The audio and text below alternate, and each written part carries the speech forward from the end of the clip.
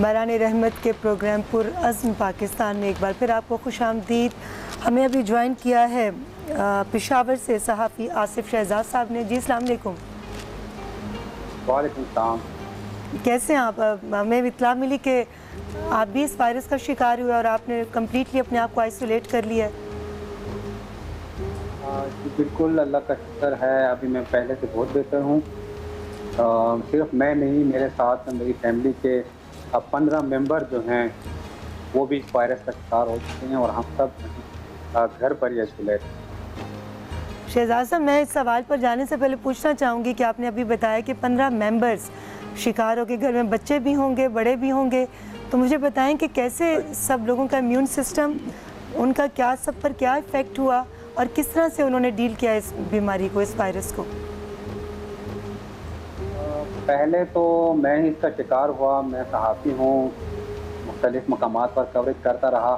अनदेखा दुश्मन था, बस चिमट गया हमें और उसका शिकार हो गए हम। फिर जब मैं घर आया, जहाँ पे मुझे कुछ दिन बुखार होता रहा, तो मैं नॉर्मल उसको समझता रहा कि आम बुखार होगा तो पहले पेनाडॉल की गोली खा लेता था तो पहले कुछ ठीक हो जाता था। लेकिन इस बुखार ने कुछ लंबा ही किया, तो फिर मैंने टेस्ट करवाया। मैंने और मेरा दूसरा सहाफ़ी भाई है वाजिद शहजाद, हम दोनों भाइयों ने टेस्ट कराया तो हमारा पॉजिटिव आ गया। इसके बाद फिर और घर वालों को वक्तन फ़ौक्तन हम टेस्ट कराते रहे, तो ये तादाद जो है 15 तक पहुँच गई थी।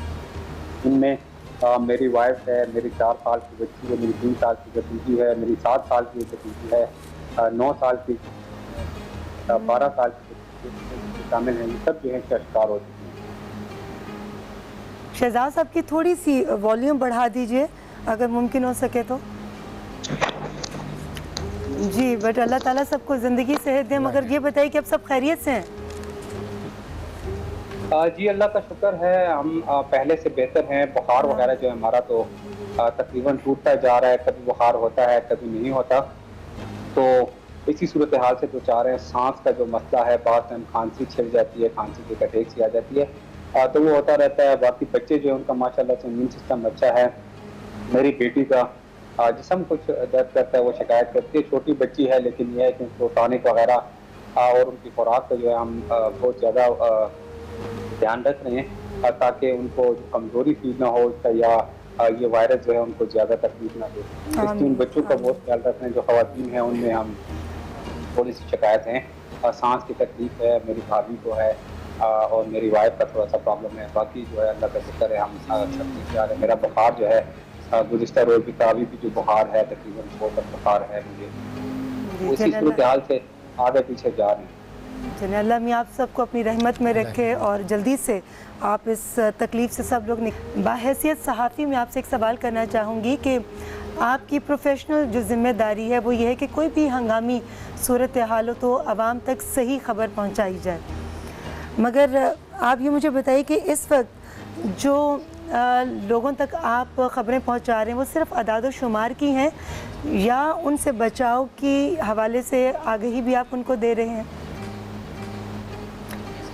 क्योंकि एक आम आदमी अपने घर पर रहकर कैसे इस बीमारी का मुकाबला कर सकता है? देखें, आदाद शुमार तो हमें जो हुकूमत की जानिब से बताए जाते हैं कि आज इतने लोग शिकार हो गए, इतने लोग शिकार हो गए, वो तो हम दे देते हैं। लेकिन इस हवाले से जो आगाही है वो हम लाजमी समझते हैं कि तमाम लोगों को इस चीज़ के हवाले से आगाह करें कि जो हमारा अनदेखा दुश्मन है, हम पर हर किसी न किसी तरह से हम पे वार कर सकता है। तो उसका शिकार मैं खुद भी हुआ। हमें चीज़ का पता लगा कि इंतहाई मुश्किल बीमारी है, क्योंकि ना कोई आपके पास आ सकता है, ना कोई आपसे मिल सकता है, और डॉक्टर ही जो हैं वो हमें डील करते हैं। हम डॉक्टरों के पास गए, हमने अपने टेस्ट करवाए, उन्होंने हमें दवाइयाँ लिख के दी, तो हमें मशवरा दिया कि आप घर पर ही आइसोलेट हो जाएँ। हम आइसोलेट हुए। इस चीज़ में जो है सोशल डिस्टेंसिंग जो है ये बहुत लाजमी है, क्योंकि हम फासला रखेंगे तो ये बीमारी जो है मुंतकिल नहीं होगी। हमने यही एहतियाती तदाबीर इख्तियार नहीं की, तो मेरे घर के 15 लोग जो हैं वो इसका शिकार हो गए। मेरे साथ मेरे बाद जो है मेरा दूसरा भाई जो कि पेशे के लिहाज से सहाफ़ी है, मेरा एक मेडिकल का स्टूडेंट एक भाई है वक़ार शहजाद उसका नाम है, वो भी इससे मुतासिर हुआ। मेरे बड़े भाई हैं, डॉक्टर हैं, वो भी, जो कि मेरा भी इलाज करते थे और वो भी इस चीज़ का शिकार हुए थे। इसके साथ साथ हमारे बच्चे, मेरी बीवी, मेरी भाभी, ये भी इसका शिकार हुए हैं। لیکن سب سے بہترین اس میں جو ہے احتیاط ہے. احتیاط کریں گے تو ہم اس بیماری سے لڑ سکیں گے. احتیاط نہیں ہوگا تو ہم اس بیماری سے بالکل نہیں لڑ سکیں گے، کیونکہ یہ جتنا زور دیتا ہے، جتنی کہ یہ تکلیف دیتا ہے، یہ بیماری ہونے والے کو ہی پتہ ہے. لوگ جو ہے اس کو بالکل مذاق بنا رہے ہیں. بازاروں میں ہم دیکھتے ہیں کہ رش ہوتی ہے خریداری کے وقت، جو شاپنگ سینٹرز ہیں وہاں پر بھی رش ہوتی ہے، لیکن یہ رش نہیں بنانی چاہیے، کیونکہ اس وائرس کا کچھ پتہ نہیں لگتا کہ یہ کس وقت کہاں پر موجود ہوگا اور کس کو جو ہے اپنا شکار بنائے گا.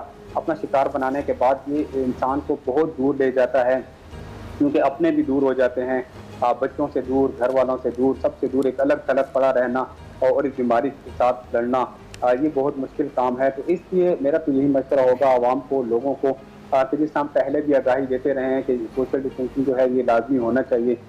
اچھا آصف شہزاد صاحب یہ بتائیے گا کہ آپ نے جیسے شروع میں ذکر کیا کہ جو ہے وہ اس کا متاثر ہوا ہے آپ کی فیملی کے، ٹھیک ہے، تو 15 لوگ جو ہے یعنی آپ کو جوائنٹ فیملی ہے، ایک ہی گھر میں وہ 15 لوگ رہتے ہیں یا الگ الگ گھر میں، یعنی آپ رشتہ داروں سے مل رہے ہیں؟ اور اگر وہ ایک الگ الگ مل رہے ہیں تو سمجھ میں آتا ہے کہ اپنے اپنے گھروں میں آئسولیشن ہے، لیکن اگر وہ آپ کا سپوز دیٹ کہ جوائنٹ فیملی ہے تو وہ پھر کس طرح سے ممکن بنایا جا سکتا ہے آئسولیشن کو؟ دیکھیں جی، خیبر پختونخوا میں جو ہے جوائنٹ فیملی کلچر جو ہے وہ بہت زیادہ ہے. ہمارا بھی جو ہے جوائنٹ فیملی سسٹم ہے. ہم 5 بھائی ہیں جس میں 3 شادی شدہ ہیں، بچے بھی ہیں ہمارے. 5 مطلب کا ایک گھر ہے جس میں ہم رہ رہے ہیں، اور 5 کمرے ہیں جس میں ایک کمرہ جو ہم بیٹھک کے طور پر استعمال کرتے ہیں مہمانوں کے آنے جانے کے لیے. باقی جو ہم 3 بھائی شادی شدہ ہیں ان کے پاس ایک والدہ کے پاس، ان کے ساتھ 2 بھائی جو رہتے ہیں. یہ ہم جوائنٹ فیملی سسٹم میں رہتے ہیں. ہمارا کھانا پینا جو ایک ہی دسترخوان پر ہوتا تھا، سب جو ایک ہی گھر میں. جب مجھ میں اس وائرس کا تصدیق ہوئی، میرے چھوٹے بھائی میں ہوئی، تو اس کے بعد ہمیں جب دیگر گھر والوں کے ٹیسٹ وقتاً فوقتاً کراتے رہے تو ان میں بھی تصدیق ہوتی رہی. تو ہم کچھ اپنے کمروں میں، کچھ ہم چھت پر الگ الگ جو ہیں، ہم یہاں پر الگ الگ ہوتے رہے اور اپنے آپ کو آئسولیٹ کرتے رہے. لیکن ابھی ہمارے گھر میں اتنی جگہ نہیں ہے. ابھی میری چھوٹی بیٹی ہے، اس کو جو ہے اس کا یہ مسئلہ بنا ہوا ہے، تو وہ بھی اسی کا شکار ہو کر تو والدہ کے ساتھ ہی رہتی ہے، کیونکہ 4 سال کی ہے، والدہ کے بغیر وہ رہ نہیں سکتی. اس کے ساتھ ساتھ جو میری بھتیجی ہے وہ 3 سال کی اپنی والدہ کے ساتھ رہتی ہے. اس کے ساتھ اس کے مزید 2 بہنیں ہیں، وہ بھی اسی کا شکار ہوئی ہیں، جن کی عمر 8 سال اور 10 سال کے قریب ہیں. تو اتنی اسپیس ہمارے گھر میں نہیں ہے کہ ہم الگ الگ ایک ایک کمرے میں رہ سکیں. لیکن یہ ہم نے اتنا مینٹین کیا ہے. جو بچے ہیں اپنی والدہ کے ساتھ رہتے ہیں، جو مرد حضرات ہیں، ہم کچھ جو ہیں چھت پر ہمارا جو ایک الگ سسٹم ہے، ہم وہاں پر رہ رہے ہیں. جبکہ چھوٹا بھائی جو ہے اسٹور ہے وہاں پہ انہیں سیٹنگ کر کے رکھا ہوا ہے. اللہ کا شکر ہے والدہ ہماری جو ہے اس وائرس کا شکار نہیں ہوئی الحمدللہ. اس کے ایک بھائی جو ہے وہ اس سے بچ چکا ہے. یہ 2 بندے جو ہیں ہم بچ چکے ہیں. دونوں کو الگ کمرے میں ہم نے رکھا ہوا ہے. ان کو کہا ہوا ہے کہ کسی صورت ہمارے ساتھ بھی نہ ملیں، کیونکہ والدہ جو ہے ہماری ایجڈ ہیں. تو اللہ سے ہم یہی دعا کو ہیں کہ اللہ ان کو بچائے اور ان کو نہ ہو، کیونکہ ایجڈ بندے کو یہ بہت زیادہ متاثر کرتا ہے اور بہت مشکل بیماری، جیسا کہ میں نے پہلے بھی بتایا.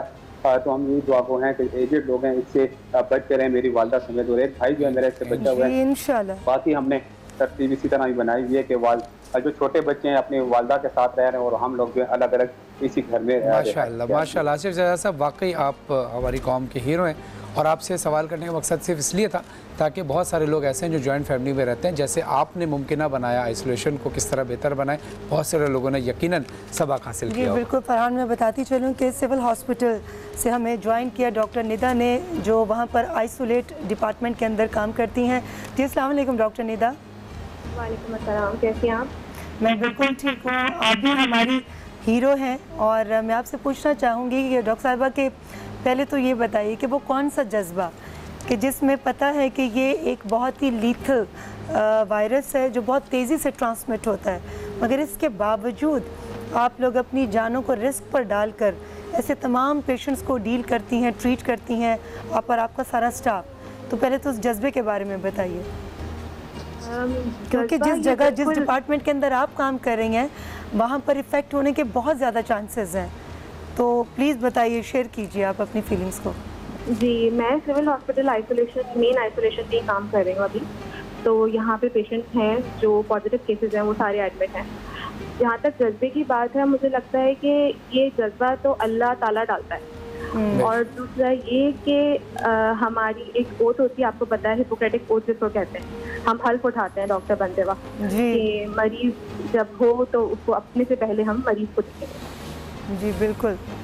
تو وہ جذبہ ہے اندر، اور ظاہر ہے جب ہمیں اللہ نے اتنا ہم نے سیکھا پڑھا لکھا، تو اب کس کام کا، اسی کام کا کہ ہم اپنے ملک کو سرو کریں.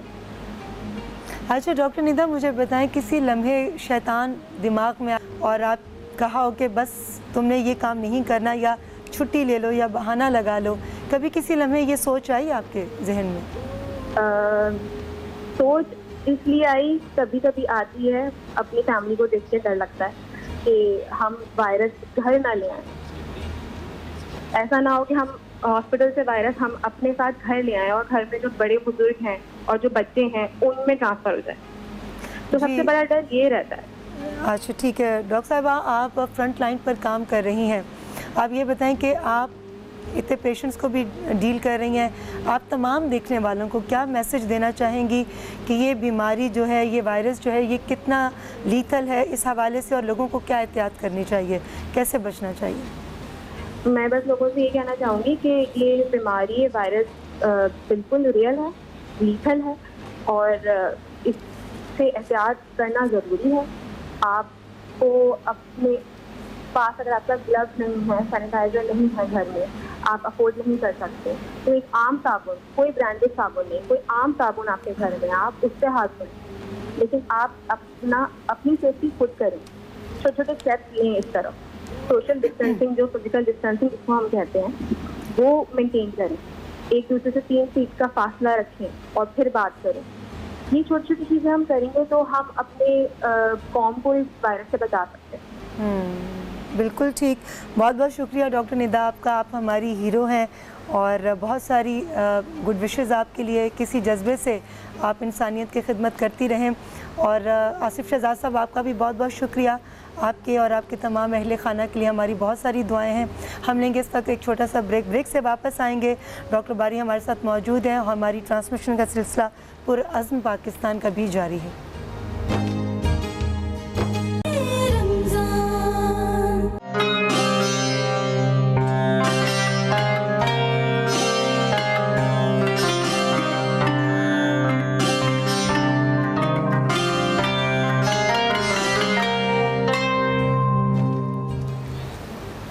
Welcome back. آپ دیکھ رہے ہیں باران رحمت، اور باران رحمت کے اندر ایک پروگرام پرعزم پاکستان. ہم آج یہ جاننے کی کوشش کر رہے تھے اپنے تمام ان ہیروز سے کہ جو وہ ڈاکٹرز ہوں یا کام کرنے والا عملہ ہو، میڈیکل اسٹاف ہو، صحافی ہوں. تو آج ہمارے ساتھ بہت سارے لوگوں نے ہمیں جوائن کیا تھا، ہم شکر گزار ہیں. لیکن ڈاکٹر عبدالباری صاحب ہمارے ساتھ ابھی بھی موجود ہیں ہمارے ساتھ.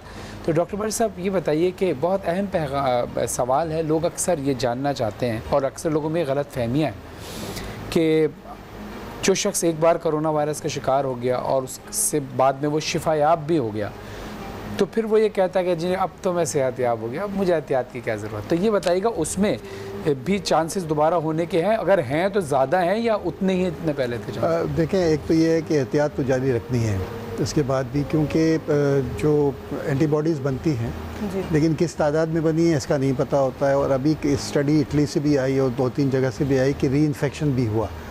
تو اس لیے احتیاط آپ کو ویسے ہی رکھنی ہے جیسے سب لوگ کر رہے تھے، جیسے وہی احتیاط. اب تو آدمی کو جو ہے نا، اب دنیا بالکل چینج ہو گئی ہے. اب ہم کو اپنا رہن سہن، معاشرت سب تبدیل کرنی ہوگی، کیونکہ اس وائرس کے ساتھ we have to live with this virus. تو ہم کو اپنی جو اس زمانے میں ہم جو سیکھ گئے، ہاتھ دھونا، صفائی رکھنا، اس کو اب اپنا شعار بنا لیں، اپنی زندگی کا حصہ بنا لیں. اب ہم نے زندگی ایسے ہی گزارنی ہے. جی بالکل ٹھیک ہے ڈاکٹر صاحب. اب مگر احتیاط سے ہمیں مسلسل کام لینا ہے. میں آپ سے پوچھنا چاہوں گی کہ کووڈ-19 کے حوالے سے تمام چینلز پر، ہر جگہ پر یہ بات کی جا رہی ہے، چاہے وہ سوشل میڈیا ہو، الیکٹرانک میڈیا ہو، پریس میڈیا ہو. مگر میں آپ سے یہ پوچھنا چاہوں گی کہ کرونا وائرس سے ہٹ کر وہ جو دوسرے مریض ہیں، وہ کینسر کے ہوں یا گلے کی خرابی کے ہوں، ڈیبٹیز ہوں، دل کا مرض ہو، بچے ہوں، اب اس وائرس سے خوف زدہ ہو کر ایسے مریض بھی جو ہیں وہ ہاسپٹل نہیں آ پا رہے، او پی ڈیز بھی بند کر دی گئی ہیں. اور تو اس حوالے سے تھیلیسیمیا کے پیشنٹس، اور تھیلیسیمیا کے خاص طور پہ بچے، مجھے بتاؤں کو تو بلڈ کی امیجیٹ ضرورت ہوتی ہے. دیکھیں بات یہ ہے کہ بیماریاں تو سب چل رہی ہیں, یہ کورونا کو ایک وہ مل گیا ہے, اور اس وجہ بھی صحیح بھی ہے کیونکہ بڑا کنٹیجیس ہے اور ایک دم ملتا ہے, اسی لیے او پی ڈیز بند کی گئی تھی کہ رش ہوتا ہے او پی ڈی میں تو یہ پھیلے نہیں, تو آؤٹ آف کنٹرول نہ ہو جائے. لیکن پھر بھی جیسے ایمرجنسی قائم رکھی گئی, جو سرجری الیکٹیو سرجری جیسے ہرنیا کا آپریشن ہے وہ 1 سال بعد ہو جائے گا, کوئی فرق نہیں پڑنا, ویسے آپریشن نہیں ہوئے. کینسر سرجری جاری رہی ہے, کینسر کی ٹریٹمنٹ چل رہی ہے, ایمرجنسی ٹریٹمنٹ مل رہی ہے. لیکن اب جیسے میں نے کہا کہ جی ہم کو اس وائرس کے ساتھ چلنا ہے, زندہ رہنا ہے, اس کے ساتھ رہتے ہوئے سیکھنا ہے کیسے چلنا ہے, تو ہم کو او پی ڈیز بھی کھولنی پڑیں گی, اور ہم کو دوسرے جو امراض ہیں اس کے لیے بھی کچھ احتیاطی تدابیر پہلے سے کرنی پڑیں گی. دیکھیں جی یہ ہے اور یہ کہیں بھی آ سکتا ہے, تو اس لیے جیسے میں نے کہا تھا کہ جب ہم نے شروع میں ہی اپنے یہاں جب چائنا میں آیا تب سے ہم نے احتیاطی تدابیر شروع کر دی تھی. تو اب وہ تمام چیزیں جیسے ہیپاٹائٹس کے مریض کو ہم آپریٹ کرتے ہیں اس کے لیے پروٹیکشن ڈبل گلوز پہنتے ہیں. اب یہ ہے کہ ہم کو آپریشن پی پی ای پہن کے کرنے پڑیں گے, تو یہ سارے یہ ہے اور اس کے ساتھ رہنا ہے اور نظام زندگی چلنا ہے. کیونکہ دل کے مریض کو دل کا اٹیک ہونا ہے تو اس کو ہسپتال جانا ہے اور اس کو ٹریٹمنٹ ملنا ہے. کینسر ہو رہا ہے, کینسر کے بچے ہیں, تھیلیسیمیا کے بچے ہیں جن کو بلڈ کی ضرورت ہے, تو اسی لیے ہم نے کیمپس لگانے شروع کیے تھے, کیونکہ وہ ایک دم شارٹیج پیدا ہو گئی تھی. تو ہم نے پھر اس پہ بڑی مشکل سے اجازت ملی کہ جب ہم سوشل ڈسٹینسنگ رکھیں گے, اس طریقے سے ایک پورا پروٹوکول بنایا کیونکہ ضرورت تو ہے. تو اسی لیے جیسے معیشت کو کھوجا جا رہا ہے کیونکہ حالات ایسے ہیں کہ جس میں بھی پرابلم ہوگا, لیکن ایس او پیز کے ساتھ جب تک سیلف ڈسپلن نہیں ہوگا, سیلف لاک ڈاؤن نہیں ہوگا, دنیا کا کوئی لاک ڈاؤن کسی کو بند نہیں کر سکتا. اور ایک چیز بڑی اہم ہے, وہ اہم ہے کہ دیکھیں آپ ملک کی خاطر نہیں, شہر کی خاطر نہیں, اپنے محلے کی خاطر نہیں, اپنے بزرگوں کی خاطر, اپنے بچوں کی خاطر, کیونکہ کوئی نہیں چاہے گا کہ وہ اپنی ساری زندگی اس کرب کے ساتھ گزارے کہ میری وجہ سے میرے والدین کو لگا تھا اور خدا نخواستہ ان کی زندگی چلی گئی تھی. تو self lockdown is the only answer. یہ حکومت چاہے کرفیو لگا دے, کچھ بھی کر دے, وہ نہیں ہوگا جب تک کہ ہم یہ نہ کہیں کہ جی ہم نے احتیاط کرنی ہے کیونکہ میری وجہ سے میرے والدین کو, میرے بزرگوں کو اور میرے بچوں کو, جیسے یہ شہزاد صاحب نے ابھی بتایا کہ پوری فیملی 15 لوگ انفیکٹ ہو گئے. اگر شہزاد صاحب کہیں اور چلے جاتے, کمرے میں بند ہو جاتے تو شاید 15 نہ ہوتے. جی کیا اچھی آپ نے بال بن کر آئے, اور ہمارے جتنے ہیروز ہیں ان سب کو ہماری طرف سے خراج تحسین, بلکہ پوری قوم کی طرف سے خراج تحسین جو فرنٹ لائن پر اس وقت اس وائرس کے ساتھ فائٹ کر رہے ہیں. اس پہ میں صرف ایک بات کہہ دوں کہ آپ لوگ کہتے ہیں ہم ڈاکٹروں کو, ہیلتھ کیئر ورکرز کو سلوٹ ماریں گے, ان کے لیے سفید جھنڈے لے کے کھڑے ہوتے ہیں, ترانے بجائے جا رہے ہیں. میری آپ سب سے التجا ہے کہ صرف ایک چیز کریں, بلا ضرورت گھر سے مت نکلیں. ہم فرنٹ لائن پہ نہیں ہیں, فرنٹ لائن پہ کمیونٹی ہے. اس وقت وائرس کمیونٹی کے اندر ہے. اس فرنٹ لائن اگر احتیاط کرے گی تو فرنٹ لائن انٹیکٹ رہے گی. ہم لوگ جو ہے نا لاسٹ لائن آف ڈیفنس ہیں. اگر فرنٹ لائن ٹوٹی تو سارا بوجھ اس لاسٹ لائن آف ڈیفنس پہ آئے گا, اور اگر خدا نخواستہ یہ لاسٹ لائن آف ڈیفنس ٹوٹ گئی تو پھر کیا ہوگا اس ہم سوچنا بھی نہیں چاہتے کہ وہ ہو اس ملک میں. تو خدا را بلا ضرورت اپنے گھر سے نہ نکلیں. جو احتیاطیں بتائی گئی ہیں اس کو سیریسلی عمل کریں. ہم لوگ اس کو سیریس نہیں لے رہے. میں اس دن کہیں بنس روڈ سے گزرا تھا تو میرے کان میں ایک آواز آئی, کورونا سموسہ لے لیں. اب یہ مذاق, یہ اس قسم کی چیزیں خدا را اس کو مذاق مت سمجھیں. یہ ایک دفعہ اگر پھیل گیا تو پھر ہمارا ہیلتھ کیئر سسٹم اتنا فریجائل ہے کہ وہ اس کو سنبھال نہیں سکے گا. امریکہ کا ہیلتھ کیئر سسٹم کا کیا حل ہوا, نیو یارک میں کیا ہوا, اٹلی میں کیا ہوا, یہ ہمارے سامنے. لوگوں کی غلطیوں سے ہم کیوں نہیں سیکھتے؟ ہم کیوں چاہتے ہیں کہ ہم خود غلطی کریں پھر اس سے سیکھیں؟ تو میرے لیے ایک دفعہ پھر التجا ہے لوگوں سے کہ احتیاطی تدابیر جو بتائی گئی ہیں اس پہ عمل کریں, بلا ضرورت گھر سے نہ نکلیں. بہت بہت شکریہ ڈاکٹر صاحب. جی آج کے پروگرام کے اختتام سے پہلے ہم وہی عوامی سروے جو پروگرام کے شروع میں کیا گیا تھا دوبارہ کریں گے, تاکہ ہم اندازہ لگا سکیں کہ پرعزم پاکستان پروگرام کی وجہ سے آپ کی رائے میں کیا کوئی تبدیلی آئی. آج کا سوال یہ تھا, کرونا وائرس کے حوالے سے جو حکومتی درست ہیلپ لائنز ہیں اور وہ جو نمبر انہوں نے دیے ہیں 1133 1166 1188, آپ کو صحیح نمبر چن کر اسے 4473 پر SMS کرنا ہے. آپ آج ٹی وی کے ٹویٹر اور فیس بک پیج کے ذریعے بھی سروے کر سکتے ہیں. لاک ڈاؤن سے متاثرہ بہن بھائیوں کی مالی امداد کے لیے وزیر اعظم پاکستان کے کووڈ-19 ریلیف فنڈ میں اپنے عطیات جمع کریں۔ سوشل میڈیا کے ذریعے ہماری رائے کے اظہار کے لیے ہمارے فیس بک پیج پرعزم پاکستان اور ٹویٹر ہینڈل پرعزم پاکستان پر رابطہ کیجیے۔ جی، اور پرعزم پاکستان کے اگلے پروگرام میں ہم بات کریں گے کرونا وائرس کے پھیلاؤ کو روکنے کے لیے میڈیا کا کیا کردار ہے اور میڈیا کو کس طرح سے آگہی خود بھی حاصل کرنی ہے اور وہ آگہی دوسروں تک بھی پہنچانی ہے۔ جی، بات کریں گے اگلے پروگرام میں کے لیے آپ انتظار کیجئے۔ ہمیں اس وقت اس سیگمنٹ سے اجازت دیجیے، آپ سے دوبارہ ملاقات ہوگی، ہمارے علماء کرام ہمارے ساتھ ہوں گے اور آج کا ہمارا ٹاپک ہے ماں۔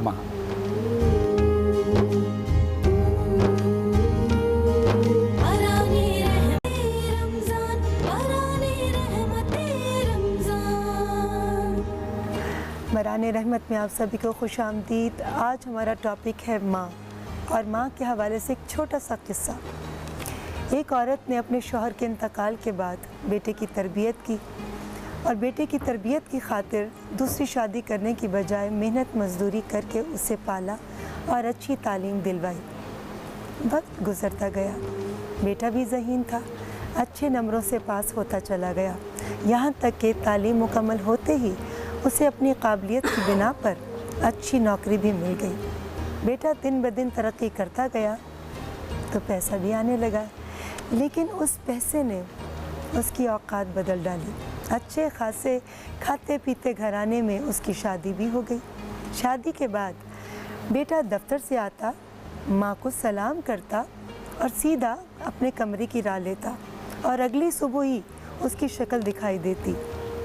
شادی کے بعد بیوی کو ماں سے شکایت رہنے لگی کہ وہ بوڑھی خاتون ان کے سٹیٹس کے مطابق نہیں۔ اسے لوگوں کو بتاتے ہوئے شرم آتی ہے کہ یہ ان پڑھ عورت اس کی ساس ہے۔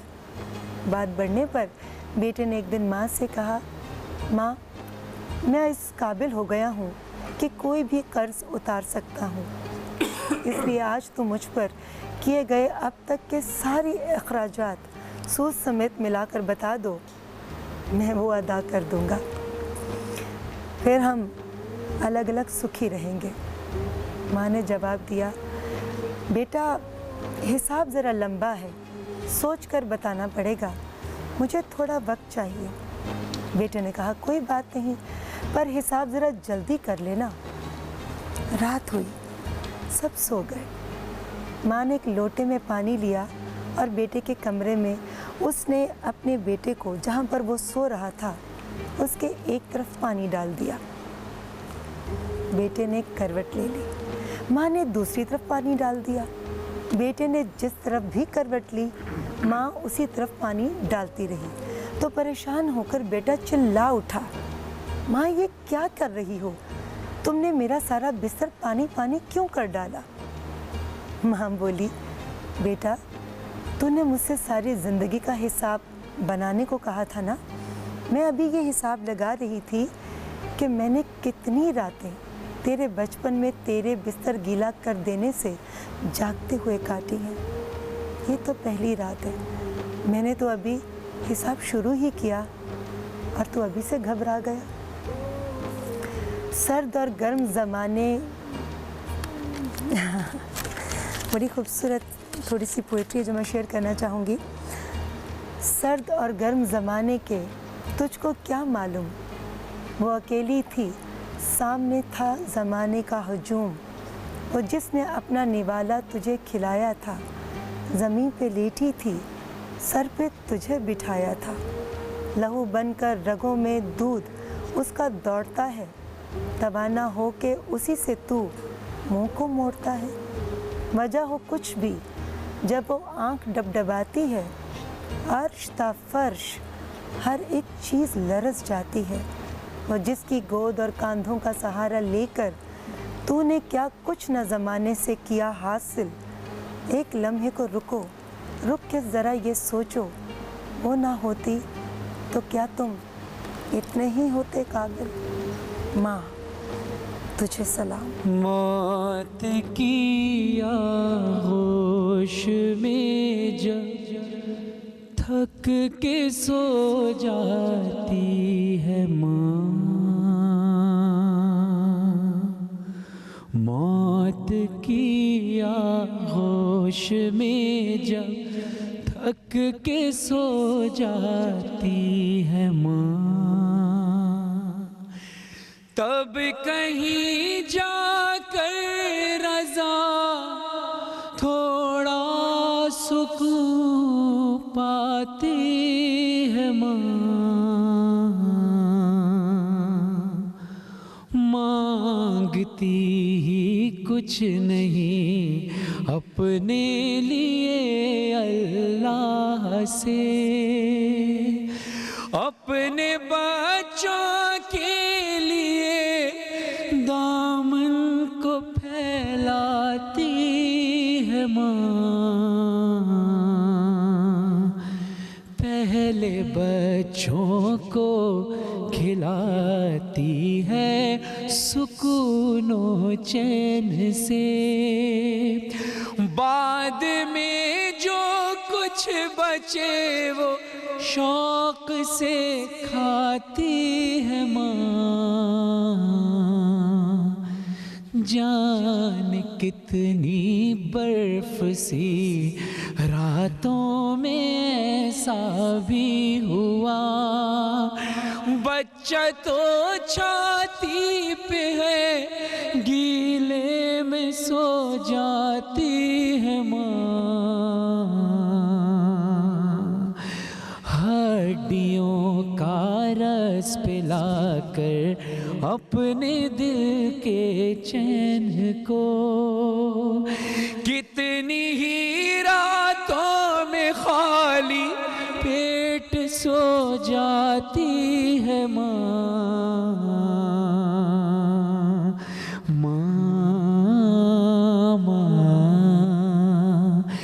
جان کتنی برف سی راتوں میں ایسا بھی ہوا،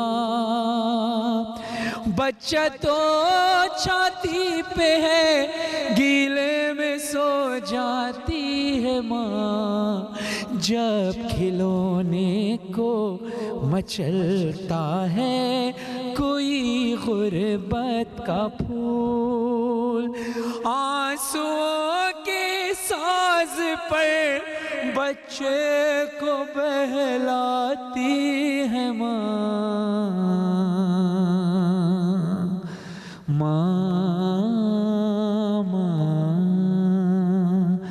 گھر سے جب پردیس جاتا ہے کوئی نور نظر، ہاتھ میں قرآن لے کر در پہ آ جاتی ہے ماں، کانپتی آواز سے کہتی ہے بیٹا الوداع، کانپتی آواز سے کہتی ہے بیٹا الوداع، سامنے جب تک رہے ہاتھوں کو لہراتی ہے ماں، جب پریشانی میں ہم گر جاتے ہیں پردیس میں، آنسوؤں کو پوچھنے خوابوں میں آ جاتی ہے ماں،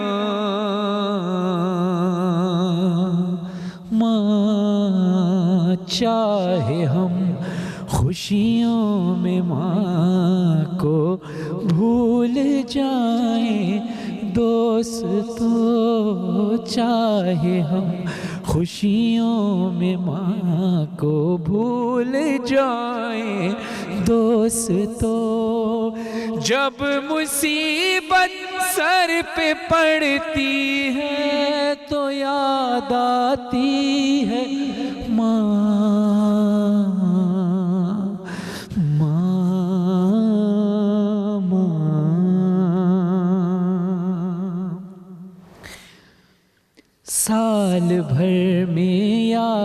کبھی ہفتے میں جمعرات کو. ماں ماں ہوتی ہے، ماں ماں ہوتی ہے.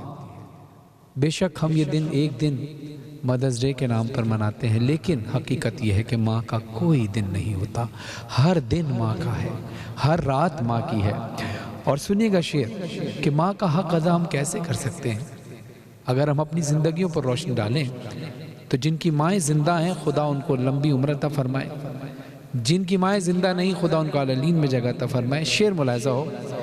سال بھر میں یا کبھی ہفتے میں جمعرات کو. وہ ماں کہ جو بچپن سے ہمیں پالتی ہے، جو بھوکی رہ کر ہمیں کھانا کھلاتی ہے، جو پیاسی رہ کر ہمیں پانی پلاتی ہے، جو خود بے آرام رہ کر ہمیں آرام دیتی ہے، جو سختیاں اٹھا کر ہمیں آرام فراہم کرتی ہے. سال بھر میں یا کبھی ہفتے میں جمعرات کو عمر بھر خدمت کا صلہ ایک فاتحہ پاتی ہے ماں. ماں ماں. اور وہ اولاد، اس معاشرے میں ایسی اولادیں بھی ملتی ہیں کہ جو اپنی ماں کی قدر نہیں کرتی، اپنے ماں باپ کی قدر نہیں کرتی. یقین کرو کہ اگر خدا کی نعمت تم سے جدا ہو گئی تو پھر اس کا کوئی نعم البدل نہیں. ہر چیز کا نعم البدل ہے لیکن ماں کا کوئی نعم البدل نہیں ہے. پیار کہتے ہیں کسے اور مامتا کیا چیز ہے. پیار کہتے ہیں کسے اور مامتا کیا چیز ہے. کوئی ان بچوں سے پوچھے جن کی مر جاتی ہے ماں.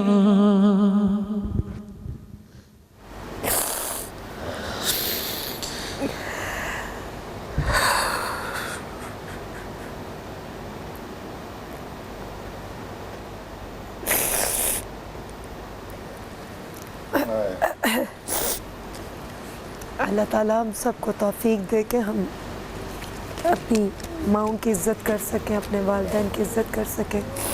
ہم میں سے کوئی بھی ان کے ایک دن کا حق ادا نہیں کر سکتا. ماں وہ ڈاکٹر ہے جس کے پاس ڈگری کوئی نہیں مگر وہ ہر بیماری کا علاج کر سکتی ہے. اپنی ماؤں کی عزت کیجیے. اور مجھے اس لیے بہت احساس ہے کہ جو بیٹیاں شادی کر کے دور 7 سمندر پار چلی جاتی ہیں، کوئی ان سے پوچھے کہ دنیا کی ہر نعمت ہونے کے باوجود ماں کی کتنی کمی محسوس ہوتی ہے. یہ ایسا قرض ہے جو میں ادا کر ہی نہیں سکتا. منورانہ صاحب لکھتے ہیں یہ ایسا قرض ہے جو میں ادا کر ہی نہیں سکتا. میں جب تک گھر نہ لوٹوں میری ماں سجدے میں رہتی ہے. میں جب تک گھر نہ لوٹوں میری ماں سجدے میں رہتی ہے. امی اگر آپ مجھے دیکھ رہی ہیں تو بہت پیار ہے آپ سے امی. اور آج میں جو کچھ بھی ہوں، اتنی کمیاں اتنی خامیاں مجھ میں، سب آپ کی دعاؤں کی وجہ سے اللہ ان پہ پردے ڈال دیتا ہے. اللہ آپ کا سایہ ہمیشہ میرے سر پہ سلامت رکھے اور ہر ماں کا سایہ ان کے بچوں کے سروں پر سلامت رکھے. مفتی صاحب آپ سے پہلا سوال، ماں کی عظمت، ماں کا کردار، ماں کا مرتبہ، اس پہ روشنی ڈالیں. نحمد و نصلی علی رسولہ الکریم. اما بعد، اعوذ باللہ من الشیطان الرجیم. بسم اللہ الرحمن الرحیم. تمام تعریفیں اللہ سبحانہ و تعالیٰ کے لیے اور درود و سلام و اللہ کے رسول، ہم سب کے آقا، ہم سب کے مولا تاجدار مدینہ حضور محمد مصطفیٰ صلی اللہ علیہ وآلہ وسلم. ابھی فران بھی پڑھ رہے تھے تو مقام ابوا کا وہ منظر یاد آ گیا.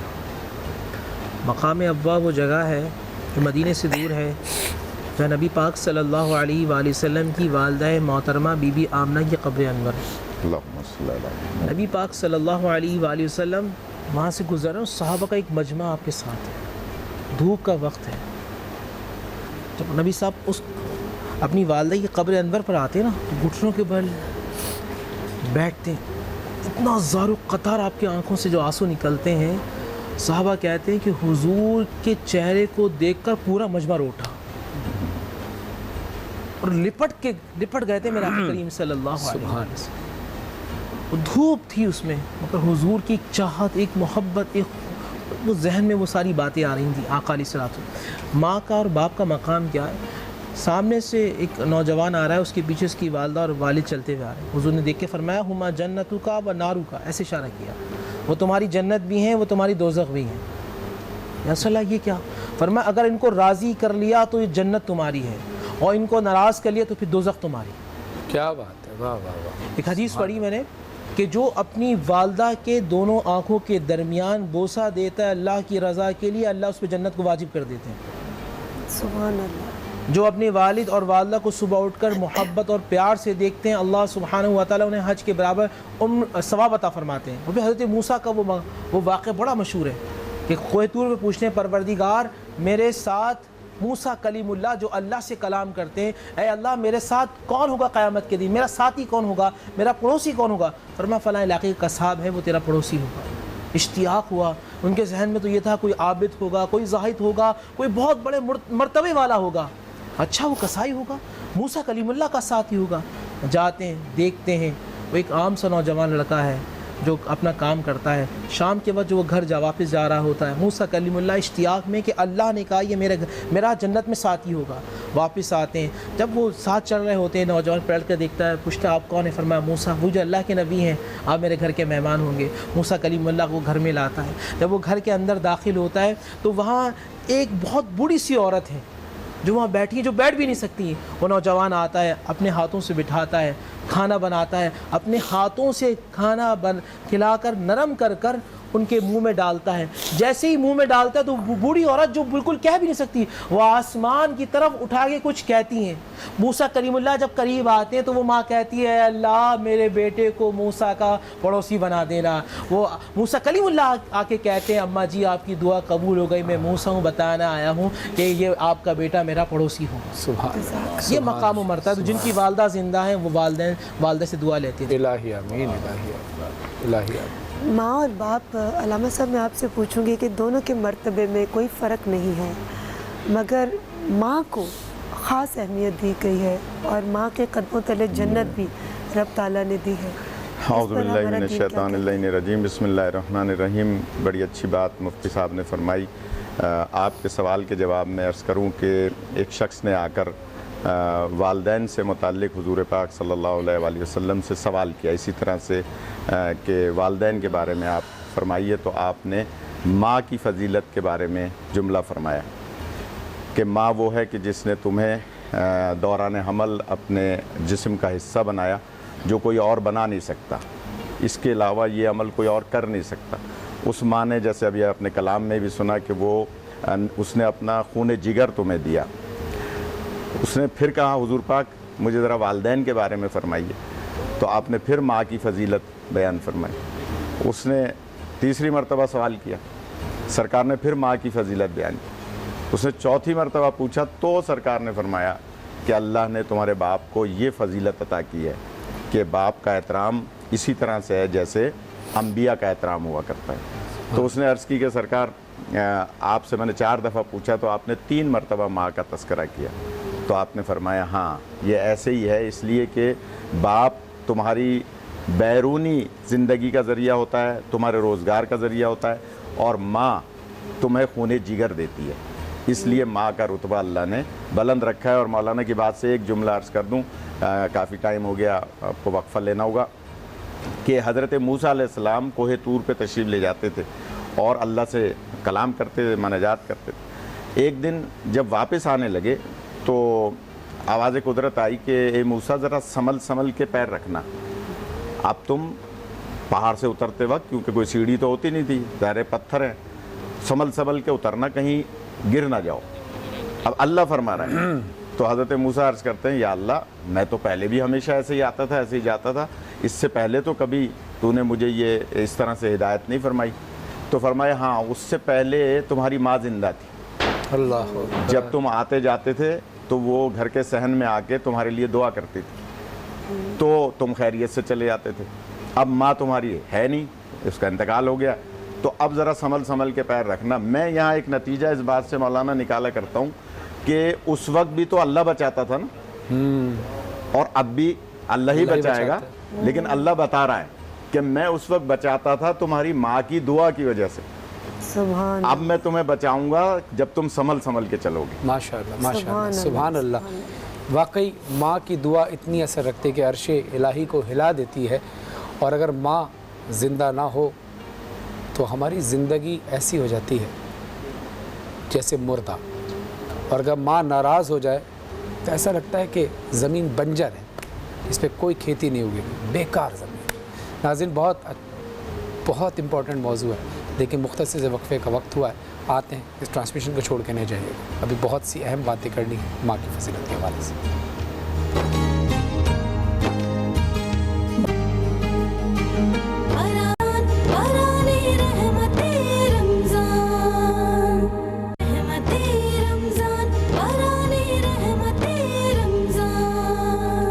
ویلکم بیک ناظرین, آپ دیکھ رہے ہیں باران رحمت آج انٹرٹینمنٹ کی خصوصی افطاری نشریات, اور آج کا موضوع ہے ماں. اس طرح میرے گناہوں کو وہ دھو دیتی ہے, اس طرح میرے گناہوں کو وہ دھو دیتی ہے. منورانہ صاحب لکھتے ہیں, اس طرح میرے گناہوں کو وہ دھو دیتی ہے, اس طرح میرے گناہوں کو وہ دھو دیتی ہے. ماں اگر غصے میں ہوتی ہے تو رو دیتی ہے. آج کا موضوع ہمارا ماں ہے, اور بہت سارے اہم سوالات ہیں جو علماء کرام سے ہم کریں گے. جی, مائیں تو سبھی بہت اچھی ہوتی ہے. کیا مفتی صاحب کوئی آئیڈیل ماں بھی ہوتی ہے, اور یا سبھی ماں ایک جیسی ہوتی ہیں؟ واہ ماشاءاللہ, بہت اچھا. اور آج یوم وصال بھی ہے حضرت اماں عائشہ صدیقہ رضی اللہ تعالی عنہا کا. تو آئیڈیل ماں مسلمانوں کی ہیں, نبی اسلام کی اتنی ازواج ہیں, ساری مسلمانوں کی مائیں ہیں. اس کے بعد حسنین کریمین کی جو والدہ ہیں وہ تمام مومنین کی جو ہے وہ آئیڈیل ماں ہیں. یہاں تک اس کا حضرت عائشہ کا کر دوں میں. حضرت عائشہ رضی اللہ تعالیٰ عنہ کی شان یہ ہے کہ نبی پاک صلی اللہ علیہ وآلہ وسلم کے پاس تشریف فرما ہے تو جبرائیل امی تشریف لاتے ہیں اور کہتے ہیں کہ اے اللہ کے نبی صلی اللہ علیہ وآلہ وسلم, عائشہ کو اللہ سبحانہ و تعالیٰ سلام کہتے ہیں. حضرت عائشہ رضی اللہ تعالیٰ عنہ اس زمانے کی فقیہ عورتوں میں سے تھیں. نبی اسلام کے شب و روز کو آپ دیکھا کرتی ہوں, کثیر تعداد میں آپ نے اس کو روایت کیا ہے. اور یہ روایت جو آپ ایک سوال پوچھ بھی رہی تھی کہ اچھی ماں اور کے حوالے سے اور بری ماں کے حوالے سے ابھی بریک کے اندر, تو وہاں ایک یہ واقعہ بھی بیان کرتی ہیں کہ نبی اسلام کی بارگاہ میں ایک عورت آتی ہے اور کہتی ہیں کہ یا رسول اللہ میری والدہ مشرکہ ہے, تو کیا مجھے ان کے ساتھ اچھا سلوک کرنا چاہیے؟ نبی پاک صلی اللہ علیہ وسلم مسکرا کے جواب دیتے اور کہتے ہیں کہ وہ مشرکہ ضرور ہے مگر ماں تو ضرور ہے. تو ماں کسی بھی طرح کا آپ جسٹیفائی نہ کریں, آپ اس سے محبت, اس سے پیار سے پیش آتے رہیں. اور میں یہاں ایک میسیج دینا چاہوں گا کیونکہ حضرت بات کریں گے, ہمیں جو ہماری مبارک ہستیاں ہیں نا, خدا کا واسطہ آئسولیٹ میں جو چل رہا ہے, ہم آئسولیٹ ہیں, اس میں ان ہستیوں کو ضرور پڑھیں. اگر آپ بہترین ماں بننا چاہتے ہیں تو آپ ان مقدس ہستیوں کو پڑھیں. میں بھی بڑا حیران ہوتا ہوں, اور ابھی بریک میں میری آن بھائی سے بات بھی چل رہی تھی. حضرت فاطمہ رضی اللہ تعالیٰ عنہ کی جو وصال کی جو عمر ہے وہ تقریباً 19 سال ہے, ایسے ہی 19 سال ہے, مگر 19 سال کے اندر ان کی تربیت کی شاہکار کیسے ہیں. امام حسن, امام حسین, حضرت بی بی زینب رضی اللہ تعالی عنہ عبادت بھی اسی طرح کر رہی ہیں. آج ہم گلا کرتے ہیں کہ مجھے عبادت کا ٹائم نہیں ملتا, شوہر کو بھی مستقل ٹائم دے رہی ہیں, شوہر بھی گلا نہیں کر سکتا. والد کے پاس جا رہی ہیں تو والد بھی راضی ہیں, اولاد کے پاس آ رہی ہیں تو اولاد بھی راضی ہے. اور تربیت کیسی ہے کہ سارے زمانے کے مفسر, محدث, متکلم ان کے سامنے زانوئے تلمس ہو جاتے ہیں, علم کی بلندیوں پر ہیں, اور ساتھ ساتھ نہ صرف علم, تربیت بھی کی جا رہی ہے.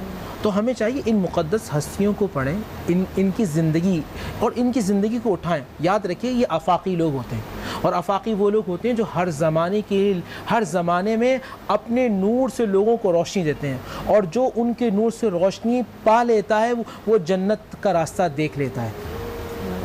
اندھیرا ہے نا جی, ہمیں اندھیرے میں نظر نہیں آ رہا, ہم قرآن سے کہہ رہے ہیں اے اللہ اہدنا الصراط المستقیم صراط الذین انعمت علیہم. تو یہ مقدس ہستیاں میں ماؤں سے کہہ رہا ہوں آج خاص طور پہ, اور خاص طور پہ بی بی فاطمہ رضی اللہ تعالیٰ عنہ کے حوالے سے کہہ رہا ہوں, کیونکہ وہ بہترین ماں ہیں. 19 سال آپ کی, جب آپ کی وفات ہوتی ہے 109 سال عمر نہیں ہے, صرف 19 سال, صرف 19 سال. ہمارے یہاں تو کہتے ہیں بچی ہے ابھی, اور 19 سال میں رشتہ آ جائے تو کہتے ہیں ابھی تو بہت چھوٹی ہے، آپ تو ظلم کر رہے ہیں۔ اور وہاں وہ امام حسن امام حسین کی استاذ بھی ہیں، ان کی معلمہ بھی ہیں، ان کی بہترین تربیت کرنے والے بھی ہیں، ان کو سکھانے والے بھی ہیں، ان کو سمجھانے والے بھی ہیں اور بتانے والے بھی ہیں۔ تو میں یہ آپ سے گزارش کروں گا، آپ ان مقدس ہستیوں کی تاریخ کو پڑھیں، خدا کا واسطہ ان کی مشکلات کو پڑھیں کہ کتنا مشکل وقت تھا، اپنے ہاتھوں سے بھی چکی پیسی ہے، سارے گھر کے کام کیے ہیں اور اپنے بچوں کی اچھی تربیت کی ہے۔ تو خدا کے لیے ان مقدس ہستیوں کی سوانح حیات کو ضرور پڑھیں۔ بہت شکریہ مولانا صاحب۔ میں آپ سے پوچھنا چاہوں گی کہ کوئی ایسا شخص جو دنیا میں بہت اچھے کام کرتا ہے اور سب لوگ اس سے خوش ہوں لیکن اس کی ماں اس سے خوش نہ ہو، تو کیا وہ جنت کا حقدار ہوگا؟ بے شک نہیں ہوگا جنت کا حقدار، اس لیے کہ جس کی ماں ناراض ہے کہ اس کی موت جو ہے سختی سے واقع ہوتی ہے، سکرات الموت میں وہ مرتا ہے، اس کی ماں جو ہے وہ راضی نہیں ہے تو وہ کبھی بھی جنت میں جا ہی نہیں سکتا۔ ساری کائنات راضی ہو جائے لیکن اگر ماں راضی نہیں ہے تو رسول راضی نہیں ہے، رسول راضی نہیں ہے تو اللہ راضی نہیں ہے، اللہ راضی نہیں ہے تو جہنم میں۔ اچھا مولانا صاحب یہ بتائیں کہ ایک بہت اہم سوال ہے جو میں چاہتا ہوں کہ لوگوں تک پہنچے بھی، ماں اگر اس دنیا میں ہوتی ہے، جن کی مائیں زندہ ہیں ہم سب کی، تو خدا ان کو صحت سے عطا فرمائے، جن کی والدہ دنیا میں نہیں، جیسے میری مدر ان لا کا بھی کچھ مہینے پہلے انتقال ہوا، میری ساس کا، تو جب میری مسز اور گھر والے اکثر رو رہے ہوتے ہیں چھوٹی چھوٹی بات کو یاد کرتے ہوئے، تو میں ان کو اکثر یہ بات کہتا ہوں، اور یہ میرے دل میں مولانا نے بات ڈالی تھی اور میں آپ سے اس چیز کی تصدیق چاہوں گا کہ ایسا ہے، دل میں میرے خیال ہے، میں نے اس وقت کہا تھا کہ دیکھو ماں کو یہ اختیارات ہیں والدین کو کہ وہ تمہاری مشکل حالات میں بھی اگر وہ اس دنیا سے چلے گئے تو اللہ نے یہ اختیارات دیے ہوتے ہیں کہ وہاں رہ کر تمہاری مدد اور تمہارے لیے دعا کر سکتے ہیں۔ تو اس پہ ذرا بے شک دیکھیے، ماں اگر نیک صالح ہے اور ماں حضرت رسول پاک صلی اللہ علیہ وآلہ وسلم کی محبت سے سرشار ہے، ان کی آل پاک کی محبت سے سرشار ہے، تو وہ مرنے کے بعد بھی اپنی اولاد کی مدد کر سکتی ہے اگر اس کے اعمال نیک ہیں، کیونکہ یہ بنیادی چیز ہے۔ اگر وہ خدا نخواستہ مشرکہ ہے، خدا نخواستہ کافرہ ہے، اگر وہ کسی اور مذہب سے تعلق رکھتی ہے، دین سے تعلق رکھتی ہے، لیکن اگر وہ اللہ کی توحید کی قائل ہے، سرکار کی رسالت کی قائل ہے، مولا علی علیہ السلام کی ولایت کی قائل ہے، اور میں آپ کی ساس کو تو جانتا ہوں، ان کا سویم بھی میں نے پڑھا تھا، اور خدا ان کے درجات بلند فرمائے، ان کے بچے اگر اپنی ماں سے توسل کریں تو وہ یقیناً ان کی مدد کریں گی۔ آج آپ دیکھیے جناب زینب عالیہ السلام اللہ علیہ کی قبر اطہر پہ ہزاروں لاکھوں کی تعداد میں لوگ کیوں جا رہے ہیں؟ مدد کر رہی ہیں نا۔ جناب زہرا سلام اللہ علیہ کی قبر اطہر پر جنت البقیع میں بھی مولانا فرما رہے تھے کیوں جا رہے ہیں؟ اس لیے کہ ماں ہے، کسی کی تو ماں ہے لیکن کائنات میں وہ سب کے لیے مدد کرتی ہیں، تو ماں مرنے کے بعد بھی مدد کر سکتی ہے اللہ کے اذن سے اگر وہ نیک صالح۔ بہت شکریہ۔ میں چاہوں گی کلوزنگ جو ہے وہ آپ کی دعا سے ہو کہ جن لوگوں کی مائیں سلامت ہیں ان کے لیے بھی دعا، اور جن کی مائیں اس دنیا سے چلی گئی ہیں، ہمارے سینیٹر فیصل جاوید صاحب کی والدہ پچھلے دنوں انتقال کر گئی ہیں 2-3 دن پہلے، ان کی مغفرت کے لیے تو آپ ایک دعا کے ساتھ اس پروگرام کی اللہم صلی علی محمد و علی محمد، اللہم انی اسألک بحق محمد انت المحمود، بحق علی انت العلی، بحق فاطمہ سلام اللہ علیہ انت فاطر السماوات والارض، بحق الحسن انت المحسن، بحق الحسین انت قدیم الاحسان، بحق ائمۃ التسعۃ من ذریۃ الحسین علیہ السلام۔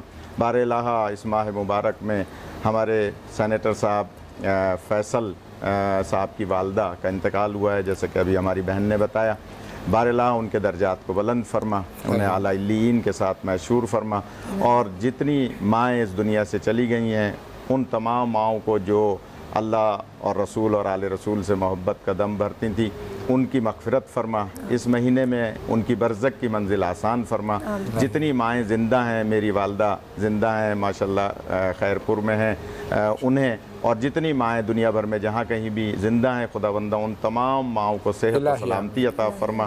ابھی ریما بہن بات کر رہی تھی، میں جانتا ہوں فرحان کی والدہ بھی ماشاءاللہ حیات ہیں، انہیں اور حیاتی دے خدا، آپ کی ماؤں کو خدا سلامت رکھے، مولانا صاحب کی والدہ حیات ہیں، خدا ان کو صحت و سلامتی عطا فرمائے۔ یہاں جتنے بھی پس کیمرہ لوگ موجود ہیں ان کی مائیں جو زندہ ہیں خدا انہیں سلامتی عطا فرمائے، جو اس دنیا سے چلی گئی ہیں ان کی مغفرت فرمائے، اور بار الہ فیصل صاحب کی والدہ گرامی کی برزخ کی منزل آسان فرما، قیامت میں انہیں شفاعت نبی اور آل نبی عطا فرما۔ بسم اللہ الرحمن الرحیم۔ अल्लाहुम्मा अग़फ़िर लिल-मोमिनीन वल-मोमिनात वल-मुस्लिमीन वल-मुस्लिमात अल-अहयाए मिनहुम वल-अमवात अल्लाहुम्मा ताब बैनना व बैनहुम बिल खैरात इन्नका मुजीबुद दावात इन्नका अला कुल्लि शैइन क़दीर। अल्लाहुम्मा सल्लि अला मुहम्मद व अला मुहम्मद। जी